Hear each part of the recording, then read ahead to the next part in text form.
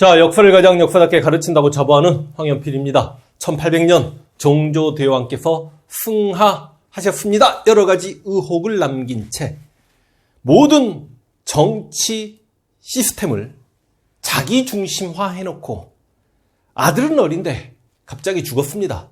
그리고 그 아들이 누구냐? 순조죠. 순조가 11살의 왕이 되었습니다. 지금까지 조선 왕 중에 가장 어린 나이에 왕이 된 순조 맞습니다. 왜냐? 단종도 12살의 왕이 되었거든요. 순조 다음 왕인 헌종이 9살의 왕이 되면서 그 기록을 깨긴 합니다만 하여간 순조가 11살의 왕이 됩니다. 11살에 직접 정치를 할 수가 없죠. 후렴 청정을 합니다. 종조가 죽기 직전에 후정전을 한마디 내뱉고 죽었고, 그래서 모든 관료들이 정순왕후에게 달려갔고, 정순왕후가 순조를 왕으로 지목을 했고, 뭐 당연히 왕이 돼야죠. 세자였으니까. 근데 물론 순조는 또 세자 시절도 종조가 자기 죽을 걸 알았나? 1800년 2월에 순조가 세자가 돼요. 그러니까 11살 나이에 세자가 됐다가 5개월 후에 갑자기 왕이 된 게 순조입니다. 당연히 후렴 청정을 합니다. 그런데 이 정순왕후가 여군, 조선시대 정순왕후만큼 권력을 선하기에 놓고 무소불위의 권력을 누린 여인은 실제로 명종의 엄마 문정왕후, 그리고 우리가 명성황후라고 알고 있는 민비 대용군과 대립각을 세웠던 고종의 부인, 이 세 명의 여인일 거라고 생각해서 이 세 명의 여인 비교해보는 것도 재밌겠다. 그런데 저는 개인적으로 분명히 명성황후 민비에 대한 비판의식이 있는 영상들을 촬영했습니다. 그리고 문정왕후는 진짜 최악이었습니다. 그래서 진짜 조선의 가장 최고의 악녀는 누구인가? 우리 역사상 가장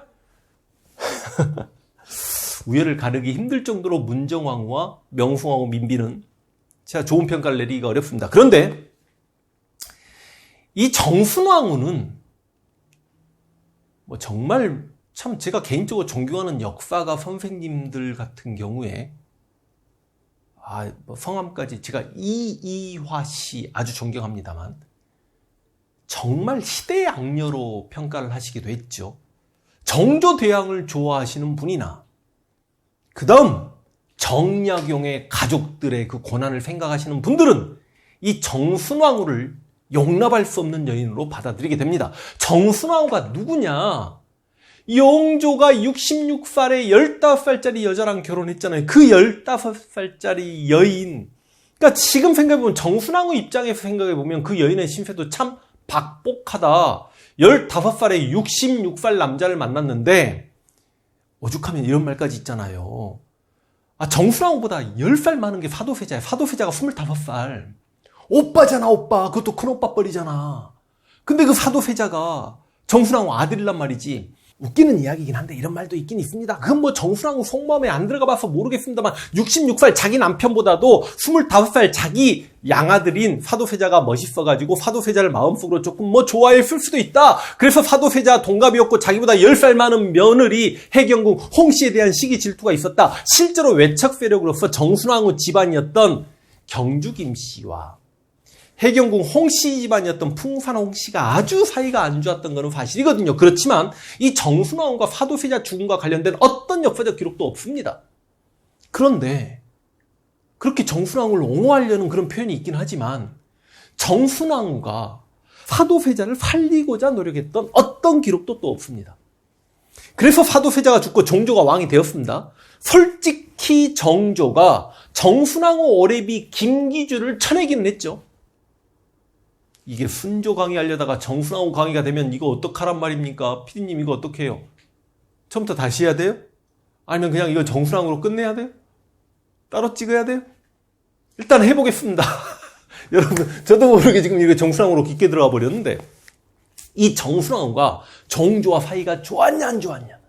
실제로 드라마나 영화나 사극 이런 데서는 아무래도 정조의 정적, 노론, 벽파. 이게 또 노론, 벽파가 정조의 진짜 정적이냐 아니냐. 노론, 벽파가 청명당이다 이러면 너무 어려워지죠. 어찌 되었든지 간에 사도세자 추승에 반대했던 인물들이 노론 벽파이기 때문에 그런 부분에서는 정조가 노론 벽파에 대한 불만을 분명히 가지고 있었고, 노론 벽파의 수장 역할을 정순왕후가 했기 때문에 정조와 정순왕후 사이가 좋지 않았을 것이다, 그렇게 추정하는 드라마들이 상당히 많습니다만, 실제로 기록적으로 보면 정순왕후가 정조를 상당히 왕으로서 존중하고 뒤에서 배경이 되었던 그런 부분이 좀 있습니다. 물론 정조의 유일한 이복 형제 은홍군을 죽이냐 살리냐 하는 문제에 있어서 정조는 살려고 했고 정순왕후는 기어이 죽이자라고 자신의 고집을 꺾지 않았지만, 문제는 뭐냐면 정조가 왕을 하고 있었을 당시에 정순왕후는 정조의 할머니입니다.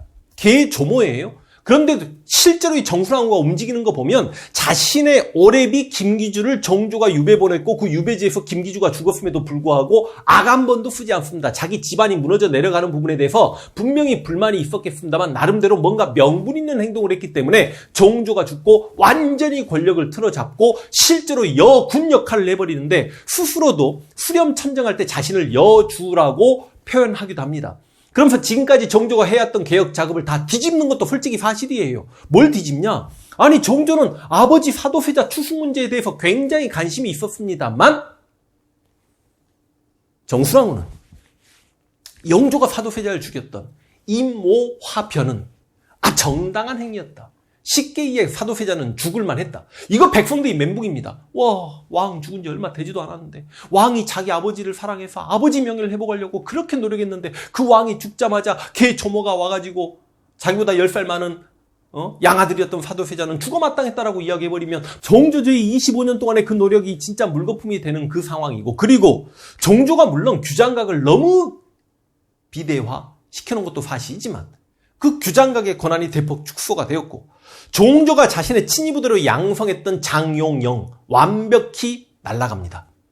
물론 이 장용영을 폐지한 걸 두고 이거 정조가 이건 내가 나중에 상왕이 돼가지고 화성으로 행차하고 그때까지만 자신 옆에 있게 하려는 군대다 뭐 이런 식으로 이야기했고, 내가 죽고 나면 이 군대는 없어져야 돼 뭐 이런 이야기를 했다라고 이야기하는 사람들이 많습니다만, 실제로 그거는 자신의 친위 부대를 양성하는 데 있어서 불만 세력들에게 너무 걱정하지 마라고 던진 멘트겠지. 이걸 어찌됐든 간에 장용영을 박살냅니다. 그리고 정조는 누가 뭐라 해도 서학자, 천주학자들을 지켰습니다. 특히 근기남인, 서울 근방에 사는 남인, 아니 그냥 딱 까놓고 정약용 집안 사람들 사돈의 8촌까지 전부 다 서학을 믿었다라고 생각하면 됩니다. 그런데 1801년에 신유박해를 일으켜서, 박해 중에 가장 중요한 박해고 아주 정약용 집안을 박살내버리는데 이 과정에서 정조를 지지했던 남인 세력들이 거의 재기불능 상태에 빠져버리게 됩니다.